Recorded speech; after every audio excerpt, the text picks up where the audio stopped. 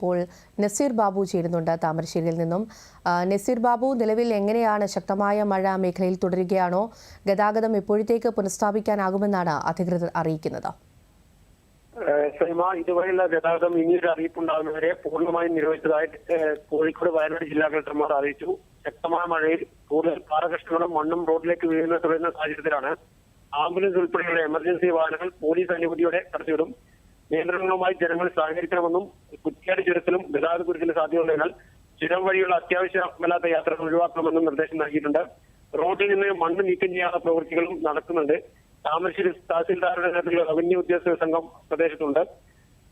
കോഴിക്കോട് ജില്ലാ ദുരന്ത നിവാരണ വിഭാഗവും Hazard analyst soil conservation officer തുടങ്ങിയവരും സ്ഥലം സന്ദർശിക്കുകയും സ്ഥിതിഗതികൾ വിലയിരുത്തുകയും ചെയ്തിട്ടുണ്ട്. നിലവിൽ മലയോര മേഖലയിൽ മഴ തുടരുകയാണ്. നസീർ, ഇപ്പോൾ ആ വഴിയുള്ള യാത്രക്കാരെയൊക്കെ മറ്റേതെങ്കിലും വഴി തിരിച്ചുവിടുന്നുണ്ടോ? എന്താണ് ഇപ്പോൾ ഇനി വയനാട്ടിലേക്ക് എത്താനുള്ള പുതിയ ഏതെങ്കിലും വഴികളൊക്കെ അവിടെ നിർദ്ദേശിച്ചിട്ടുണ്ടോ?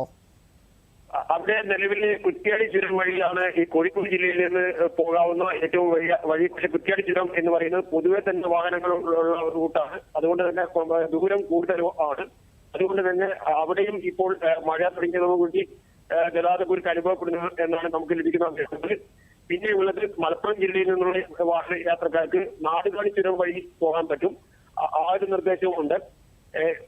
പിന്നെ കണ്ണൂർ ജില്ലയിൽ നിന്ന് വരുന്നത് കണ്ണൂർ ജില്ലയിൽ നിന്നുള്ള ചുരം വഴി വയനാട്ടിലേക്ക് എത്താൻ പറ്റും. പക്ഷേ താമരശ്ശേരി ചുരം എന്ന് പറഞ്ഞാൽ പ്രത്യേകിച്ച് ഓണക്കാലമാണ്, വലിയ ചരക്ക് നീക്കങ്ങളെയൊക്കെ ബാധിക്കാവുന്ന ഒരു സാഹചര്യമുണ്ട്. അതുപോലെ തന്നെ ആശുപത്രി ആവശ്യങ്ങൾക്ക് വേണ്ടി വയനാട് ജില്ലയിൽ നിന്നും മെഡിക്കൽ കോളേജിനെ ആശ്രയിക്കുന്ന ഏറ്റവും ഹ്രസ്വ ദൂരമാണ്.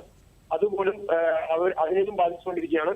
തരത്തിൽ പറഞ്ഞാൽ വല്ലാത്തൊരു യാത്രാ പ്രതിസന്ധിയിലാണ് ഈ വയനാട് ജില്ല അനുഭവിക്കുന്നത്. ശരി നസീർ ബാബു, വ്യക്തമാണ്. താമരശ്ശേരി ചുരം മേഖലയിൽ ശക്തമായ മഴ തുടരുകയാണ്. ഗതാഗതം ഇതുവരെയും പുനഃസ്ഥാപിക്കാനായിട്ടില്ല. വിവരങ്ങൾ നൽകിയത് നസീർ ബാബു ആയിരുന്നു.